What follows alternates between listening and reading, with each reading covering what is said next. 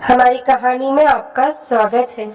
तो चलते हैं कहानी की तरफ। मेरा नाम अलीसा है। मैं मुंबई में फिजिकल रिलेशनशिप बनाने से पहले अपनी नाभि पर आके लहसुन का रस क्यों लगाते थे, असलियत जानकर आपके भी होश उड़ जाएंगे। ये एक बहुत खूबसूरत सुबह थी। मैं अपनी चाची के साथ नाश्ता बनाने में बिजी थी। मेरी चाची का छोटा भाई शुभम मेरे सामने बैठा हुआ था। उसकी नजरें मुझ पर जमी हुई थी और यह ऐसी नजरें थी जो मुझे खुद खुश कर रही थी, क्योंकि मैं शुभम को पसंद करती थी। चाची का भाई यहाँ पर आता जाता रहता था और वो भी मुझे बहुत पसंद करता था। मेरी उम्र 16 साल थी, लेकिन मुझे शुभम से प्यार हो गया था। कम उम्र में ही मुझे उससे मोहब्बत हो गई थी और वो भी मेरे लिए ऐसी ही फीलिंग्स रखता था। लेकिन मुझे बिल्कुल भी आइडिया नहीं था कि आज का सूरज मेरी जिंदगी में अंधेरा लाने वाला है। आज के बाद मेरी जिंदगी पूरी तरह से बदलने वाली है। चाची का भाई 2 दिन से यहाँ पर आया हुआ था। सुबह नाश्ता करने के बाद नौकरी के लिए निकल गया था और मैं चाची के साथ घर के कामों में बिजी हो गई थी। मेरी माँ और मेरे पिता का तो बचपन में ही देहांत हो गया था। चाची अपने कमरे में आराम करने के लिए जा चुकी थी और मैं किचन की सफाई करने के लिए किचन में रह गई थी। इतनी ही देर में मुझे दरवाजा बजने की आवाज आई। मैं जैसे ही दरवाजे पे गई तो दरवाजे पर एक अजीब सा लंबा चौड़ा सा आदमी खड़ा हुआ था, जिनकी नजरों में ऐसी चुभन थी कि मैंने जल्दी से उसे देखकर अपने कपड़े ठीक किए। मैं बहुत ही ज्यादा खूबसूरत थी और कभी कभी यही बात मुझे बहुत ज्यादा परेशान कर दिया करती थी। मैं जहाँ भी जाती थी वहां पर लड़के मुझे गौर से देखते थे, इसलिए मैं ज्यादातर घर से बाहर निकलती तो अपने चेहरे को छुपाने की कोशिश करती थी और इस टाइम भी मैं अपनी खूबसूरती को छुपाने की कोशिश करने लगी थी। वो आदमी मुझसे चाची के बारे में पूछ रहा था। मैंने दरवाजा बंद करना चाहा था ताकि अंदर आकर चाची को बुला लाऊं, लेकिन उस आदमी ने दरवाजे पर हाथ रख दिया और कहने लगा कि दरवाजा बंद करने की जरूरत नहीं है, मैं तुम्हारे लिए कोई थोड़ी हो जाऊं, जाकर अपनी चाची को बुला लाओ। उसकी बात मुझे बहुत ही अजीब सी लगी थी। मैं पहली बार इस आदमी को यहाँ पर देख रही थी और वो कह रहा था कि वो मेरे लिए कोई गैर नहीं है। मैं अंदर गई और चाची को बुलाकर ले आई। चाची दरवाजे पर चली गई थी, लेकिन वो उस आदमी से क्या बात कर रही थी मुझे सुनाई नहीं दे रहा था। लेकिन जैसे ही वो आदमी वहां से चला गया, चाची मेरे पास आई और कहने लगी कि इस आदमी के बारे में तुम्हें अपने चाचा या फिर मेरे बेटे शुभम को इस बारे में कुछ भी बताने की जरूरत नहीं है। चाची की बात सुनकर मैं हैरान रह गई थी। मेरे चाचा जी रोज सुबह सवेरे दूसरे शहर में काम करने के लिए जाते थे और रात को ही वो वापस घर आते थे, लेकिन वो दिन में कई बार चाची को फोन करके उनसे बात करते थे और मेरे भी हाल चाल लेते रहते थे। चाचा चाची की अपनी कोई बेटी नहीं थी, इसीलिए चाचा मुझे अपनी बेटी समान ही समझते थे। चाचा जी मेरी बहुत परवाह करते थे, इसीलिए चाची ने मुझे सख्ती से समझा दिया था कि मुझे उन्हें कोई भी बात नहीं बतानी है। लेकिन मेरे दिल के अंदर वहम पैदा हो गया था कि ये आदमी कौन है जिनके बारे में चाची सबसे छुपाना चाहती है। मुझे तो वो कोई भी बदमाश आदमी लग रहा था, लेकिन मेरी चाची का उससे क्या संबंध था मुझे पता नहीं था।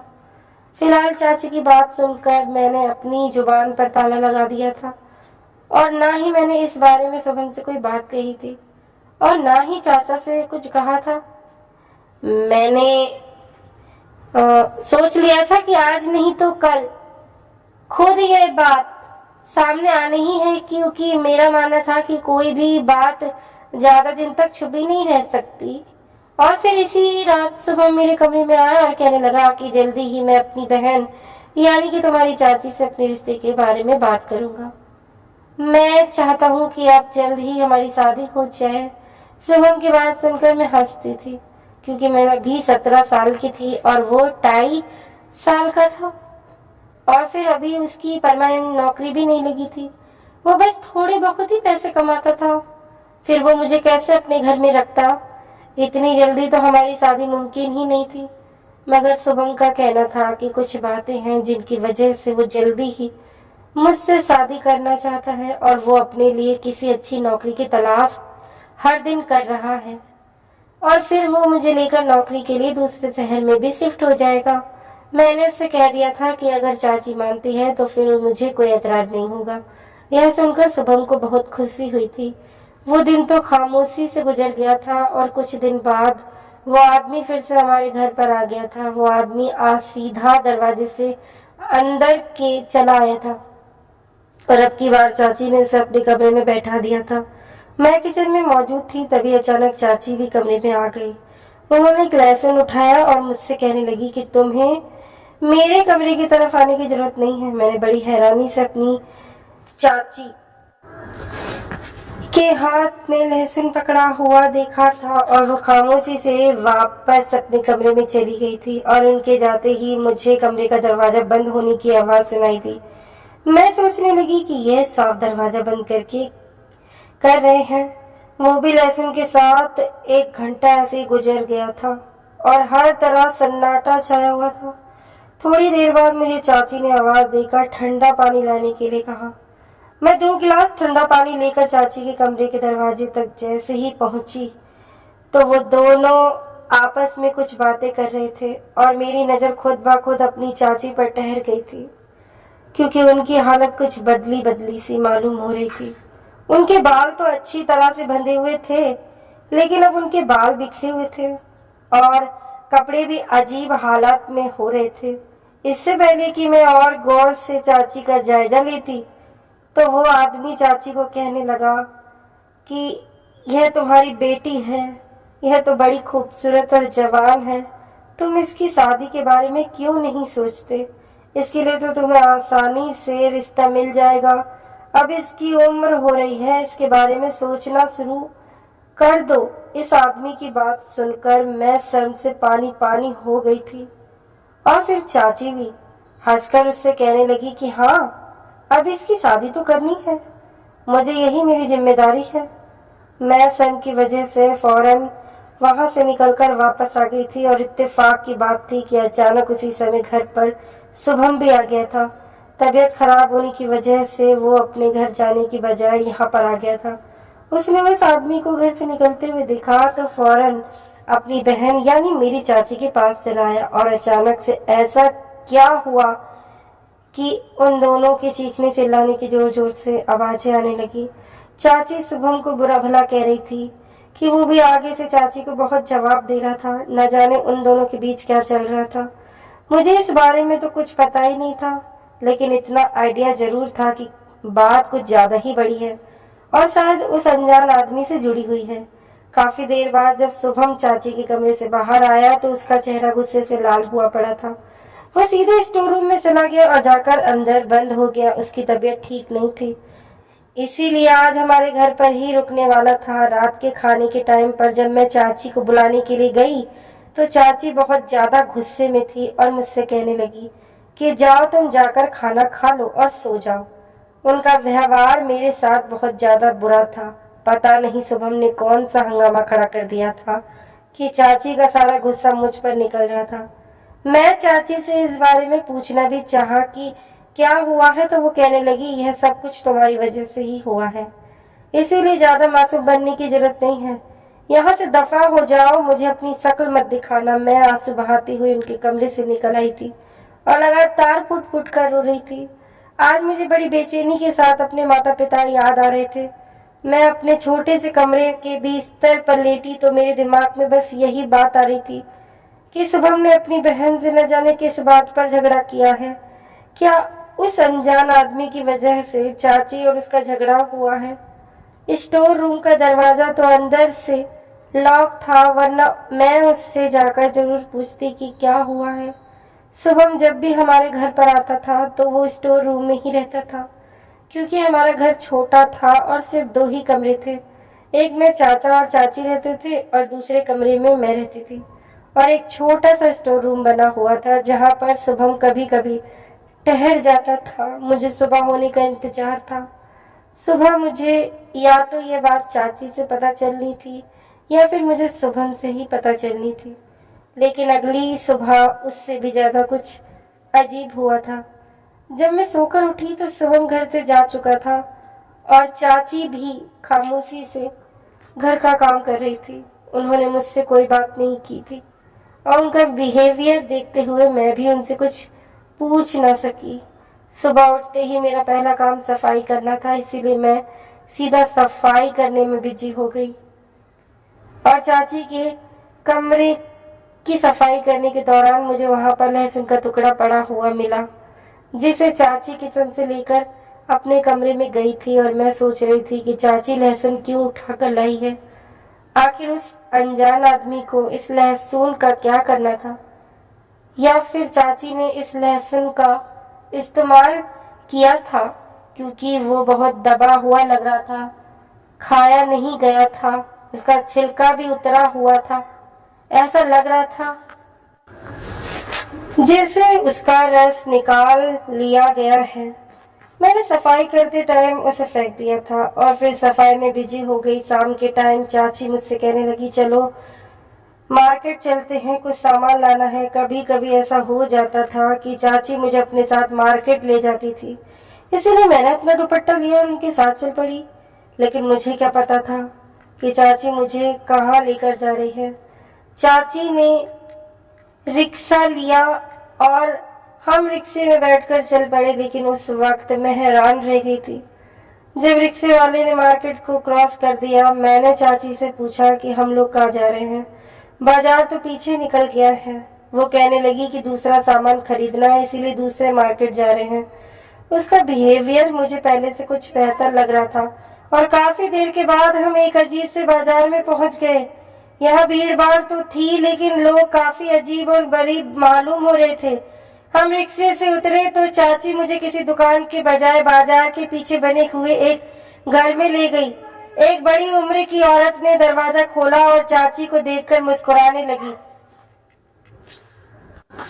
चाची कहने लगी, इसे अपने पास रखो, मैं माल का सही दाम लगवा कर आती हूँ।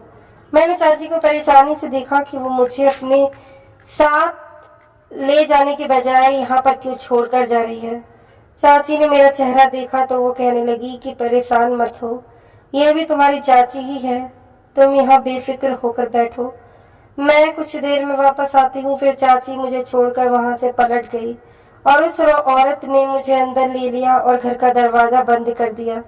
फिर जैसे जैसे वो मुझे अपने साथ लेकर अंदर जाने लगी, मेरी आंखें फटी की फटी रह गई, क्योंकि उस दरवाजे के पीछे तो एक अलग ही जगह बनी हुई थी, जिसमें बहुत सारे छोटे छोटे कपड़े पहनी हुई लड़कियां खड़ी हुई थी, जो मुझे देखकर मुस्कुरा रही थी। उनके कपड़े, चेहरे पर भरा हुआ मेकअप मुझे एक अलग ही सच्चाई बता रहा था। मैं चलते चलते रुक गई तो एक औरत पलटकर मुझे देखने लगी, लेकिन मैंने उससे कहा कि मुझे वापस जाना है, मैं अंदर नहीं जाना चाहती। मेरी बात सुनकर वो औरत जोर से हंसी और कहने लगी कि इस दरवाजे के अंदर आने का रास्ता तो है, लेकिन बाहर जाने का कोई रास्ता नहीं है। तुम्हारी चाची तुमसे जान छुड़ाकर यहाँ तो भलाई है, अब नहीं वो कभी लौटकर वापस आएंगी और ना ही तुम कभी यहाँ से लौटकर बाहर जा सकोगी। यह मेरी दुनिया है, यहाँ पर मेरा राज चलता है। तुम भी एक औरत हो, इसीलिए तुझे भी यहाँ पर रहकर मेरा कहना मानना पड़ेगा। उनकी बात सुनकर मेरे पैरों तले से जमीन निकल गई थी। उसने मेरा हाथ पकड़ लिया था। मैंने अपना हाथ उसके हाथ से कसकर छुड़ाया और कहा कि मैं यहाँ पर किसी कीमत पर नहीं रहूंगी और मेरी चाची कुछ देर में आती ही होगी।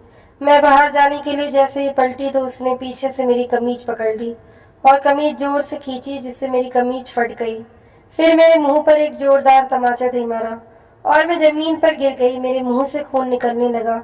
वो औरत मेरे पास बैठकर कहने लगी कि तेरी चाची तुझे यहाँ बेच कर गई है और अब तू मेरी खरीदी हुई गुलाम है। मैंने तेरी महंगी कीमत दी है। तेरी चाची को जल्द अब जा और जाकर तैयार हो, रात को कस्टमर आएंगे और तुझे भी यहाँ लाइन में खड़ा होना होगा। फिर उसने एक औरत को आवाज देकर बुलाया और मुझे उसके हवाले कर दिया। मैं उस समय हक्का बक्का थी, मुझे कुछ भी समझ नहीं आ रहा था कि मैं क्या करूं और क्या नहीं। मेरी चाची मेरी माँ की तरह थी। पिछले 5 साल से मैं अपनी चाची के साथ रह रही थी। वो मेरे ऊपर इतना अत्याचार कैसे कर सकती है? मैं चाहकर भी उस औरत पर यकीन नहीं कर पा रही थी। ऐसा लग रहा था कि एक भयानक सपना है कि कुछ देर बाद मेरी आंख खुलेगी और सब कुछ ठीक हो जाएगा। लेकिन यह मेरी बदकिस्मती थी कि यह कोई सपना नहीं था, बल्कि जिंदगी की एक कड़वी हकीकत थी। कुछ देर बाद वो दूसरी औरत मुझे एक अंधेरे से कमरे में ले गई। उसने खुशबूदार पानी बनाया और उसने मुझे स्नान करवाया। मेरे चीखने चिल्लाने का, रोने धोने का उस पर कोई भी प्रभाव नहीं पड़ रहा था। वो कहने लगी, अब खुशी खुशी ये जिंदगी स्वीकार कर लो, जो भी है जैसी भी है ये जिंदगी तुम्हारी है, इसीलिए खुशी खुशी इस काम को आसानी से कर लो, वरना यहाँ की मालकिन यही काम तुमसे जबरदस्ती करवाएगी। है बातें सुनकर मानो मेरा वजूद ही मिट गया हो। मैं 17 साल की थी और वो मुझे इस धंधे में उतारना चाहती थी। वो मुझे कमरे की तरफ खींचते हुए ले गई जहां से मुझे चीखने चिल्लाने की आवाज आ रही थी। वो कहने लगी, देखो ये लड़की मालकिन की बात नहीं मान रही थी, इसीलिए उसे यहाँ पर बंद करके रखा गया है। इस बेचारी को न जाने कुछ दिया जा रहा है और ना ही खाने पीने को। अगर तुमने भी मेरी बात नहीं मानी तो तुम्हें भी ना खाने को कुछ दिया जाएगा और ना ही पीने को। उसकी जबरदस्ती करने पर मैंने खुशबूदार पानी से स्नान किया था और फिर उसने मुझे दुल्हन की तरह तैयार करना शुरू कर दिया। लेकिन थोड़ी देर के बाद वहां की मालकिन, जिसका नाम कोमल था, वो वापस आ गई। उसने सर से पैर तक मुझे देखा और कहने लगी, तुम तो सच में बहुत खूबसूरत हो और बड़ी कमाल की चीज है। तेरे तो बड़े अच्छे दाम लगेंगे। मैंने तेरी चाची को भी बहुत पैसा दिया है, वही सारा पैसा मैं तेरे शरीर को बेचकर वसूल करूंगी। मैंने कभी नहीं सोचा था कि मेरी जिंदगी में भी कभी ऐसा वक्त आ जाएगा। अब तो मेरी आंखों से लगातार आंसू बह रहे थे। मैंने उस औरत से पूछा कि मेरी चाची मुझे यहाँ पर छोड़कर क्यों गई है। वो जोर से हंसी और कहने लगी, यह तुझे मालूम होगा, हम तो बस माल खरीदते हैं, माल हम तक क्यों लाया जाता है ये हमें नहीं मालूम। दूसरी औरत, जिसका नाम बसंती था, मालकिन से कहने लगी कि यह अभी छोटी है, ना इसे अभी हमारे काम के बारे में कुछ पता है, ना ही कस्टमर के हवाले करने के बजाय पहले महफिल में नाचने के लिए इसे इस्तेमाल करना चाहिए। जब ये सब कुछ समझदार हो जाए तो इसे किसी भी अच्छे और महंगे ग्राहक के सामने पेश करेंगे ताकि इसका सही पैसा वसूल हो सके। उस औरत की बात वहां की मालकिन को समझ आ गई और वो कहने लगी कि ठीक है, इसे नाचने गाने की तैयारी करवाओ। इस बात का हुक्म देते हुए वो खुद कमरे से बाहर निकल गई। वो दूसरी औरत, जिसका नाम बसंती था, मेरी तरफ देखकर कहने लगी, कुछ दिनों के लिए मैंने तुम्हें बेचा लिया है, लेकिन याद रखो इस दुनिया में आज नहीं तो कल तुम्हें कस्टमर के पास जाना ही होगा, क्योंकि यही तुम्हारा काम है। मैं भी जब यहाँ लाई गई थी तब से आज तक मैं हर रोज किसी न किसी कस्टमर के साथ होती हूँ, क्योंकि अब यही मेरी जिंदगी है। मैंने यहाँ से भागने की कई बार कोशिश की, लेकिन यहाँ से बाहर जाने का सिर्फ एक ही दरवाजा है, जिस पर यहाँ की मालकिन खुद अपने नौकरों के साथ पहरा देती है। इसीलिए यहाँ से कभी फरार होने के बारे में मत सोचना, वरना मालकिन तुम्हारी हालत खराब कर देगी। तुम सारी जिंदगी याद रखोगी। वो औरत बसंती, जिसने मुझसे यह सब कही थी, वो बहुत ही अच्छी और बहुत ही मोहब्बत करने वाली औरत थी। उसकी बोलचाल भी मुझे बहुत पसंद आई थी। बाकी यहाँ तो कोई और ढंग से बात नहीं करती थी। वो मुझे ना सिर्फ प्यार से समझा रही थी, बल्कि मुझे अपनी किस्मत पर बहुत अफसोस हो रहा था कि मुझे और कोई नहीं बल्कि मेरी अपनी ही चाची यहाँ पर छोड़कर चली गई। और फिर कुछ दिन इसी तरह से गुजर गए थे। अब तो रोते रोते मेरी आंखों का पानी भी सूख चुका था। मैंने मान भी लिया था कि चाची मुझे लेने के लिए कभी नहीं आएंगी। न जाने उन्होंने मुझे किस बात का बदला लिया था और शुभम ने उनसे आखिर ऐसा क्या कहा था जो वो मुझे अगले ही दिन इस दुनिया में छोड़कर चली गई थी। मैं इस सवाल का जवाब जानना चाहती थी कि मेरी चाची ने मेरे साथ ही सब कुछ क्यों किया, लेकिन फिलहाल इन सवालों का जवाब देने वाला कोई नहीं था। बसंती जी मुझे 1 महीने तक इन महफिलों में नाचना सिखा दिया था, लेकिन मेरे लिए यह काम बहुत ही मुश्किल था। मैंने सारी जिंदगी शुभम के सिवा किसी को देखा ही नहीं था और ना ही कभी घर की 4 दीवारी से अकेले में बाहर निकली थी। यहाँ इतने अनजान आदमियों के आगे अपना जलवा पेश करना मेरे लिए बहुत ही मुश्किल था। लेकिन जहाँ कहीं मेरे कदम नाचते वक्त रुक जाते थे, तभी यहाँ की मालकिन हाथ में पकड़ा हुआ डंडा घुमाकर मेरी कमर पर दे मारती थी और सभी लोग इस बात से अनजान होते। 2-4 दिन ही गुजरे थे कि मुझे समझ आ गया था कि अब यही मेरी दुनिया है और मुझे यहाँ की मालकिन के इशारों पर नाचना मेरी मजबूरी है। और जिस दिन मैं सही से नहीं नाचा करती थी। मेरा खाना पीना बंद कर दिया जाता था और फिर मैं सारा दिन भूख प्यास में तड़पती रहती थी। इसीलिए मैंने भी नाचने में बराबर से हिस्सा लेना शुरू कर दिया था। और फिर इसी तरह से 1 महीना और गुजर गया था कि एक अमीर आदमी कोठे पर चला आया और उसने आते ही सबसे पहले मेरे दाम लगाए थे। वो मुझे 50,000 रुपए की कीमत पर एक रात के लिए खरीदना चाहता था और ये बहुत बड़ी रकम थी। इसीलिए वहां की मालकिन तो खुशी खुशी फौरन ही राजी हो गई थी। उसने उस आदमी से 50,000 रुपए लिए और उसे एक छोटे से कमरे में भेज दिया और बसंती चाची से कह दिया कि वो मुझे तैयार करके इस आदमी की सेवा में पेश कर दे। यह सुनकर मैं फूट फूट कर रोने लग गई थी।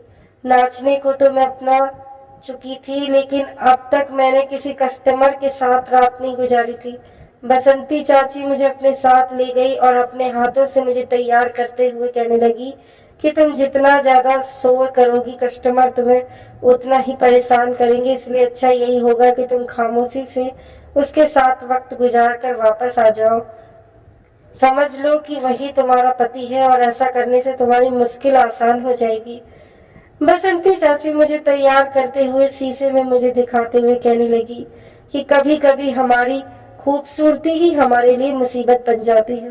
तुम्हारा खूबसूरत चेहरा और गोरा चिट्टा शरीर यह तुम्हारे लिए सिवाय मुसीबत के और कुछ नहीं है। अगर तुम इतनी खूबसूरत ना होती तो कोई तुम्हारा दाम भी नहीं लगाता। मैं भी अपनी इस खूबसूरती से तंग आ चुकी हूँ। मैं 42 साल की होने वाली हूँ, लेकिन मेरा खूबसूरत चेहरा और मेरे शरीर की दमक दमक मुझे बूढ़ा नहीं होने देती। कोई ना कोई मेरे दाम लगा ही देता है और फिर मुझे खुद को उसके सामने पेश करना पड़ता है। तुम भी जब तक खूबसूरत हो तब तक तुम्हें ये सब कुछ झेलना ही होगा। बसंती चाची मुझे दिमागी तौर पर तैयार कर रही थी और मेरे आंसू थे कि रुकने का नाम ही नहीं ले रहे थे। मुझे बार बार चाची और शुभम की याद सता रही थी।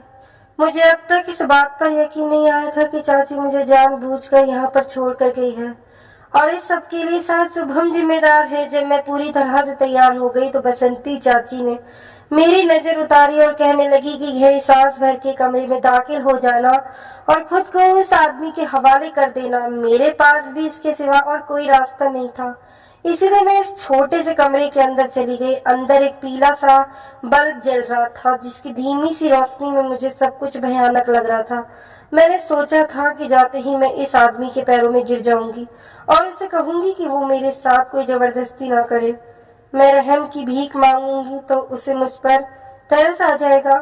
वैसे भी कम उम्र की थी और जिस आदमी ने मुझे खरीदा था वो कोई 35-40 साल की उम्र का आदमी था। मेरे हिसाब से तो वो मेरे पिता जैसा था, मगर मुझे पता नहीं था कि यहाँ पर आने वाले आदमी भी इतने ही पत्थर दिल के होते हैं।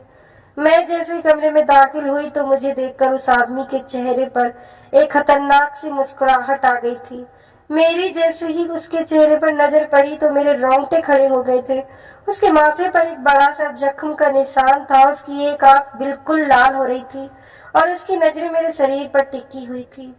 मुझ पर डर सवार हुआ था कि मैं वापस बाहर निकलने लगी थी, तभी उसने मुझे पीछे से पकड़कर खींच लिया और कहने लगा कि तेरे इतने महंगे दाम दिए हैं, फिर तू कहाँ भाग रही है। उसके मुंह खोलते ही शराब की बदबू आ रही थी। मैं उसके आगे रहम की भीख मांगने लगी थी, लेकिन उसे मुझ पर बिल्कुल भी तरस नहीं आया था। वो कहने लगा कि चल अब सीधी तरह से बिस्तर पर आ जा, मैं अच्छी तरह से जानता हूँ तुम जैसी लड़कियों के नखरे। उसने मुझे सीधे बिस्तर पर धक्का दे दिया और फिर मेरे दिमाग में बसंती चाची की बातें घूमने लगी थी। उसने कहा था कि बिस्तर पर जाने से पहले अपनी नाभि पर लहसुन को रस जरूर लगा लेना। उन्होंने एक लहसुन की छोटी सी कली को छीलकर मुझे दे दिया था। मैंने उसे मुट्ठी में बंद कर लिया था जिसे मैं इस्तेमाल करना भूल गई थी, लेकिन जैसे ही मुझे याद आया मैंने जल्दी से ही लहसुन की कली अपनी नाभि पर मलनी शुरू कर दी ताकि उसका रस मेरी नाभि पर लग जाए। कुछ ही देर में मैंने पूरी लहसुन की कली अपनी नाभि पर लगा ली थी और फिर उसके बाद मेरे साथ वही सब कुछ हुआ था मेरे साथ होने वाला था। वो आदमी सारी रात पूरी तरह से अपने पैसे वसूल कर लिया था। मेरा रोना धोना किसी काम नहीं आया था। वो आदमी तो बिल्कुल ही पत्थर दिल था, उस पर किसी बात का कोई असर नहीं हो रहा था। शायद वो शराब के नशे में चूर था, या फिर उसे ही सब इस सब की आदत थी। मेरे लिए एक एक मिनट भारी पड़ रहा था। ऐसा लगता था कि जैसे रात खत्म ही नहीं होगी। और फिर एक वक्त ऐसा आया जब मुझ पर बेहोशी सवार होने लगी थी। अब मैं पूरी बेहोश हो गई थी। जब मेरी आंख खुली तो बसंती चाची मेरे सामने मौजूद थी। वो कस्टमर सुबह होने से पहले ही जा चुका था। चाची मुझे होश में लाने की कोशिश कर रही थी। जब मुझे होश आया तो उन्होंने मुझे सीने से लगा लिया और कहने लगी, बस पहली रात ही मुश्किल होती है, तेरे लिए सब कुछ आसान हो जाएगा। लेकिन मुझे ऐसा नहीं लगता था कि मेरे लिए कुछ भी आसान हुआ है। गुजरी हुई रात बहुत ही भयानक थी। मैं होश में आने के बाद भी चिल्ला रही थी। बसंती चाची मुझे अपने साथ अपने कमरे में ले गई और सारा दिन मैं बस उनके सीने से लगकर आंसू बहाती रही। मुझे अपनी माँ की बहुत याद आ रही थी। अगर आज मेरी माँ जिंदा होती तो शायद मुझे यह दिन न देखना पड़ता। पहली बार मुझे यकीन हुआ था कि माँ बाप के सिवा कोई अपना नहीं होता। ये रिश्ते भी सिर्फ दिखावे के होते हैं। मेरी चाची, जिसे मैं अपनी माँ की जगह देती थी, उन्होंने ही मुझे इस दलदल में धकेल दिया था। यहाँ मैं अपनी पहचान को भुला चुकी थी। 2 दिन तो खामोशी से गुजर गए थे। फिर तीसरे दिन एक 55 साल का कस्टमर मेरी कीमत लगाने के लिए आया। मैं मालकिन के आगे हाथ जोड़ रही थी कि मुझे अब ये सब नहीं करना है, लेकिन उन्होंने मुझे डांट कर बसंती चाची के पास भेज दिया और उन्होंने मुझे उस आदमी के पास जाने के लिए तैयार किया और साथ ही मेरी मुट्ठी में लहसुन भी पकड़ा दिया और कहा कि इसे अपनी नाभि पर लगाना मत भूलना। मैंने खामोशी से वो लहसुन मुट्ठी में दबाया और मैं मेरे कदमों से उस कमरे में पहुंच गई। मैंने खामोशी से उस बूढ़े आदमी के साथ रात गुजार ली। अब की बार मैंने कोई रोना धोना नहीं किया था। बसंती चाची की बात सही साबित हुई थी। जब मैंने शोर शराबा नहीं किया तो कस्टमर ने भी मुझे परेशान नहीं किया, लेकिन बिस्तर पर जाने से पहले ही मैंने अपनी नाभि पर लहसुन का रस लगा लिया था। इस लहसुन से आखिर क्या होता था मुझे पता नहीं था। बसंती चाची ने मुझे क्यों लगाने के लिए दिया था इस बारे में मुझे कुछ नहीं पता था। अब हर दिन मेरे साथ ऐसा ही होता था। मुझे अभी भी सुमन की याद आती थी। क्या उसने मेरी गुमशुदगी पर अपनी बहन से कोई सवाल नहीं किया होगा? क्या उसने मुझे कभी नहीं ढूंढा?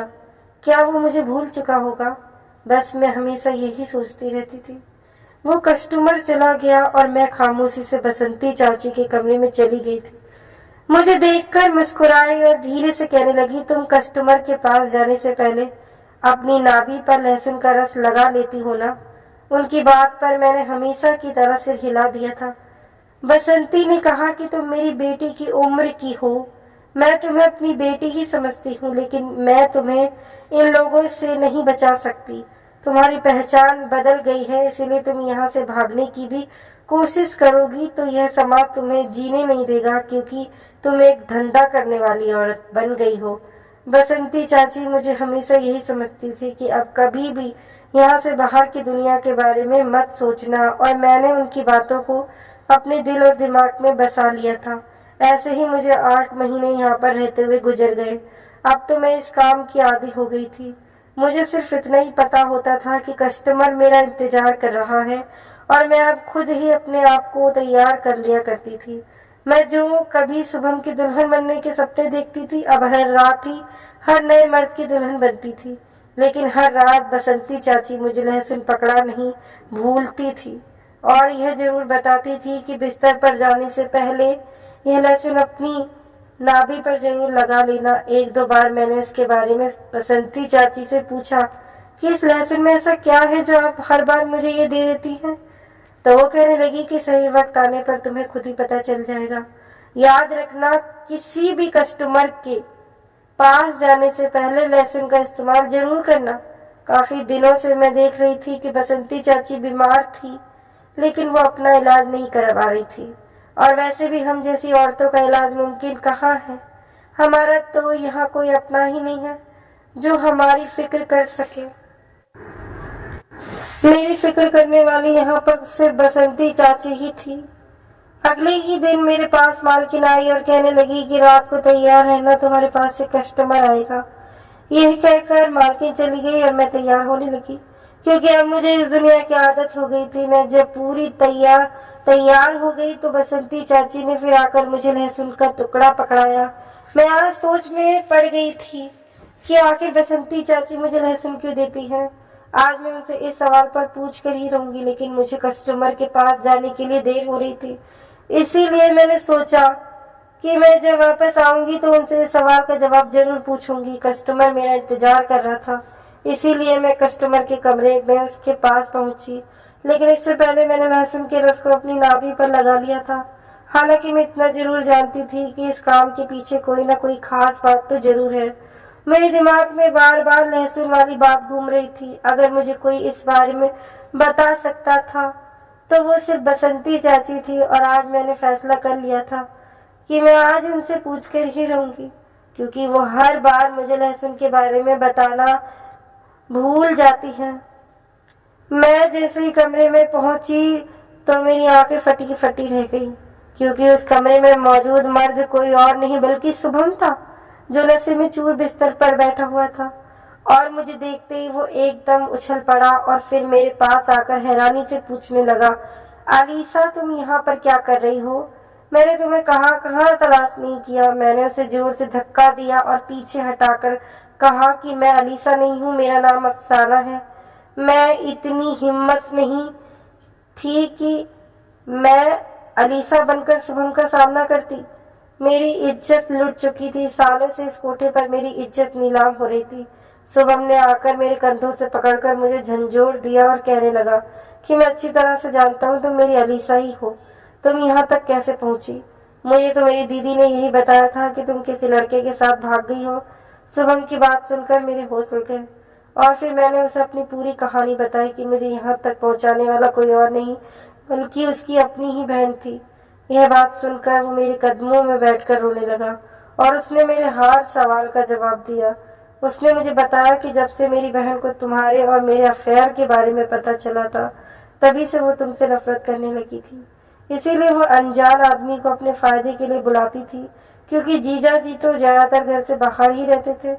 मुझे उनके इस प्लान के बारे में पता चल गया था, तभी तो मैं तुम्हें दूसरे शहर ले जाने की बातें करता था। लेकिन जब उस दिन हम लोग बातें कर रहे थे तो वो बातें मेरी बहन ने सुन ली थी, और वो आदमी दीदी से मिलने के लिए आता था, क्योंकि वो कोठे का दलाल है।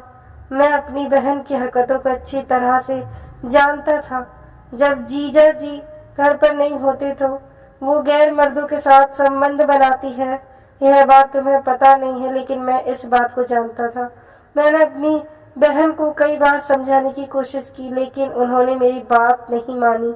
वो लगातार जीजा जी को धोखा देती रही, और उस दिन भी मुझे उस आदमी को घर से निकलता हुआ देखकर बहुत गुस्सा आ गया था, और इसी बात पर मेरी बहन से झगड़ा हुआ था।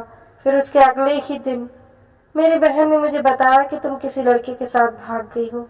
मुझे उनकी इस बात पर यकीन नहीं हो रहा था, लेकिन उन्होंने रोड होकर मुझे इस बात पर यकीन दिलवा दिया था। लेकिन फिर भी मैंने तुम्हें कई जगह तलाश करने की कोशिश की, लेकिन तुम मुझे कहीं पर नहीं मिली। जब उन्होंने जीजा जी को भी यही बताया कि आपकी भतीजी भाग गई है, और फिर मुझे भी यही लगने लगा कि तुमने मुझे धोखा दिया। और यह सब कहते हुए वो रोने लगा और बोला, मैं तुमसे तुम्हारी चाची की तरफ से माफी मांगता हूँ। तुम्हारी चाची बहुत बीमार है और बिस्तर पर पड़ी हुई है। उसे उसके किए की सजा मिल चुकी है, और यह सब कुछ उनके साथ इसीलिए हुआ है क्योंकि उन्होंने एक बिन माँ बाप की बच्ची को सताया। अपनी गलती छुपाने के लिए उन्होंने तुम्हें इस कोठे पर छोड़ दिया। शुभम रोते हुए मुझसे माफी मांगने लगा था कि उसने मुझे ज्यादा ढूंढने की कोशिश भी नहीं की।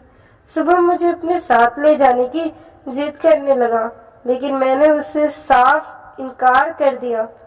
तो वो धीरे से बोला, अलीसा मैंने तुमसे प्यार किया है, तुम्हारे शरीर से नहीं, इसीलिए मेरी मोहब्बत की कदर कर लो और चलो मेरे साथ। उसकी ये सब बातें सुनकर मुझे पता चल गया था कि शुभम जैसा प्यार करने वाला किसी को मिल जाए ना, तब वो दुनिया की हर ताकत से लड़ सकती है। और फिर दोनों एक दूसरे के गले लगकर रोने लगे, और थोड़ी देर बाद हम उस जगह से दूसरी जगह जाने लगे। लेकिन जाने से पहले एक बार मैं बसंती चाची से मिलना चाहती थी, इसीलिए मैं उनके कमरे में चली गई। लेकिन जैसे ही मैं कमरे में आई तो यह देखकर हैरान रह गई कि बसंती चाची बेहोश जमीन पर पड़ी हुई थी। मैंने उनको छूकर देखा तो उनका शरीर ठंडा पड़ा था, शायद वो इस दुनिया से जा चुकी थी। यह देखकर मेरे पैरों तले से जमीन निकल गई और मेरी आंखों से भी आंसू नहीं रुक रहे थे। मैं बसंती चाची को ही अपना सब कुछ मानती थी और आज वो मुझे इस दुनिया से छोड़कर जा चुकी थी। लेकिन उनकी मुट्ठी में एक चिट्ठी थी जिस पर उनकी पूरी कहानी लिखी हुई थी कि वो किस तरह से इस कोठे पर आई थी और उन्होंने किस तरह से अपनी जिंदगी गुजारी थी। और साथ ही साथ चिट्ठी पर यह भी लिखा हुआ था कि इस लहसुन के रस को नाभि पर लगाने से क्या होता है। दरअसल इस लहसुन के रस को नाभि पर लगाने से औरत कभी प्रेग्नेंट नहीं होती और वह तरह तरह की बीमारियों से भी दूर रहती है। बसंती चाची को यह सब कुछ बताने वाला कोई नहीं था, इसीलिए वो इतनी ज्यादा बीमार हो गई थी।